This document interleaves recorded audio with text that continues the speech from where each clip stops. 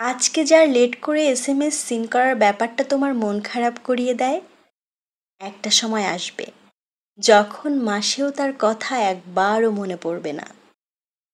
যে ফ্রেন্ডের চেঞ্জ হয়ে যাওয়ার ব্যাপারটা মেনে নিতে না পেরে কান্না চলে আসে, এক সময় সেই ফ্রেন্ডের জন্য আর কোনো ফিলিংস কাজ করবে না। কেউ ঠকালে নিজের কাছে খুব খারাপ লাগে, এখন একটা সময় কেউ ঠকালে আর কোনো ফিলিংস কাজ করে না। বদলে যাওয়ার সময়টা নিজের বোকামির জন্য নিজেই হাসবে আর বলবে, কি বোকামিটাই না করেছিলাম। কারো জন্য থাকা তুমুল আবেগ, টান, মায়া, অভিমান, অভিযোগ সব কিছুই একসঙ্গে চেঞ্জ হয়ে যাবে। একটা সময় পর সব চেঞ্জ হয়ে যাবে। আবেগ নিয়ন্ত্রণে চলে আসবে, আসবেই আসবে, শুধুমাত্র সময়ের অপেক্ষা।